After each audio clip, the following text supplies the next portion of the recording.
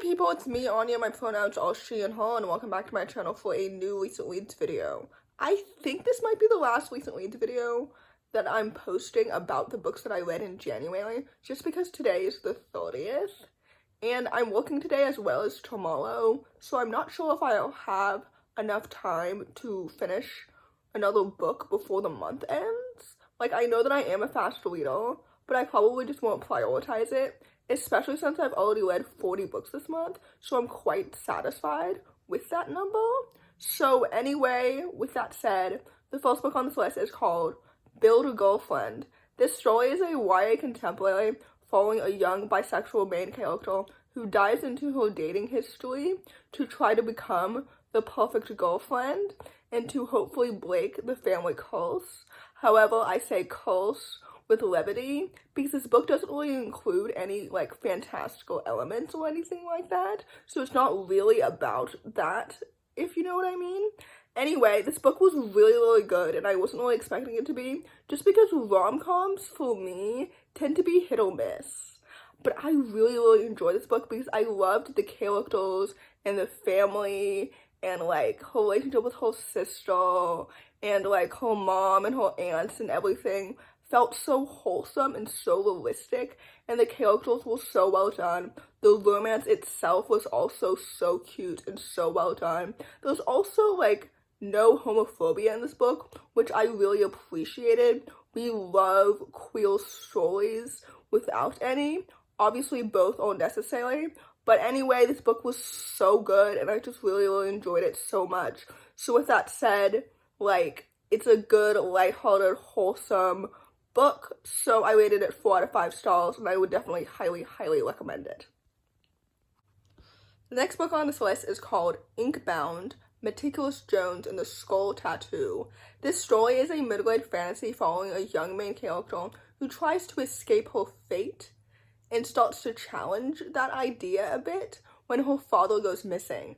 Basically, this book is set in a world where children at the age of 10 receive their fate in the form of a magical tattoo on their hand, and her fate says that she's going to be a murderer, so she's extremely scared of this, as anyone would be at a young age. You know what I mean? I love this idea of like fate and whether or not that's the only path your life can truly take, if that makes any sense. The world building was so interesting and so fascinating and so magical. I just really enjoyed it so much. I'm so excited to continue this series because I'm assuming that there are sequels coming. The characters are so well developed and so distinct. The plot was so engaging and so intriguing, and I just really enjoyed it so much. I was so immersed in the story from the beginning to the end. This book is excellent and it's so good. I loved her family members, I loved her friendships. This book is so wholesome and so lighthearted. And like I said, I'm very excited to continue the series and find out what in the world happens next. So with that said, I rated this book 4 stars. I would definitely highly recommend it. The next book on this list is called The Secrets of Underhill. This story is another middle-grade fantasy, and I was really excited to read this book actually because I trusted the author's reputation, and maybe I shouldn't have.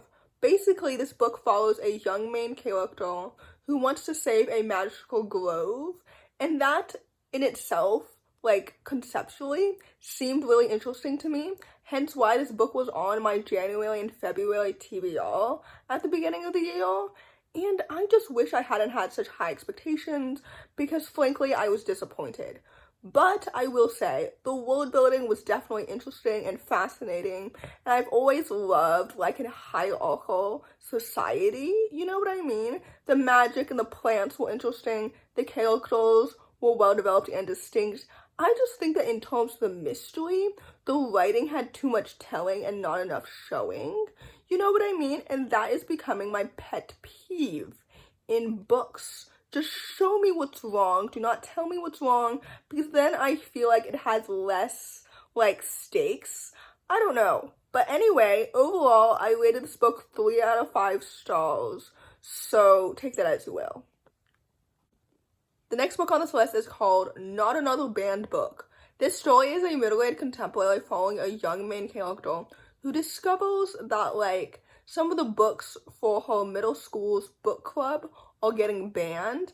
And don't get me wrong, I think that books and stories about book bannings are incredibly important and relevant and timely, but I feel that like maybe I've read too many books about this from a white perspective, and I just need to read more from like a POC perspective, from a gay perspective, etc., because white people will always be represented in stories from the beginning of time, always, whereas censorship really affects like marginalized communities way more, and it has always, like the Nazis, for example, obviously they're an extreme example, but they first burned down like libraries and bookstores that had stories that were about transgender communities.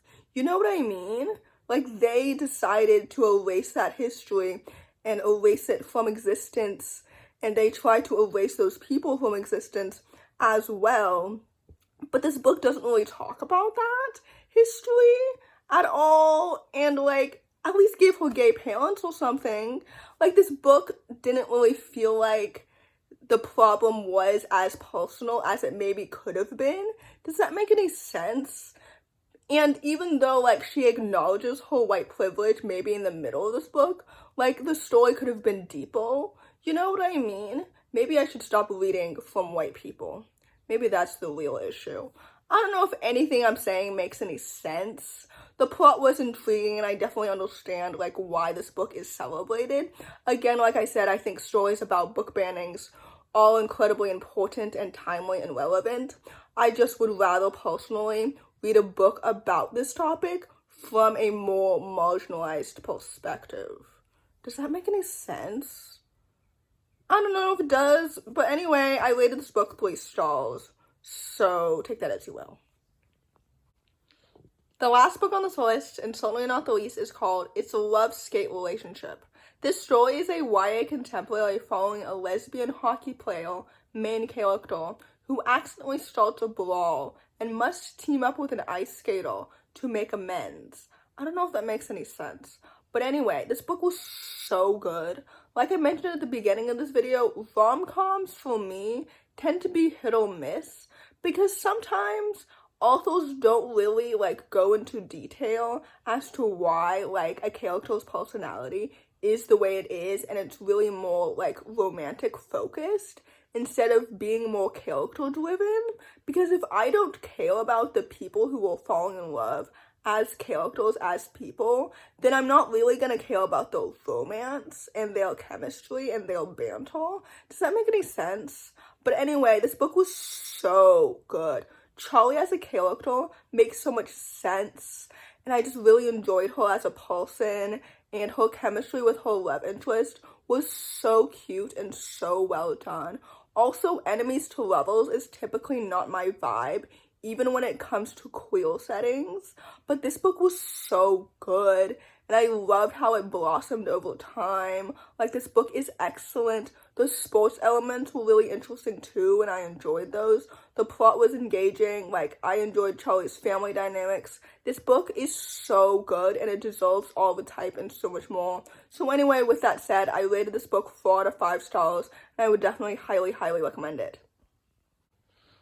So in conclusion, January was a very fruitful reading month in terms of quality and quantity, and I hope that February continues to be, even though February is the shortest month of the year, and it will probably feel very fast as well, as opposed to January feeling so slow, even though I think it's because of the inauguration, and that slowed things down, for me especially. But maybe January has always felt like this in previous years and I just haven't been paying attention. I don't know.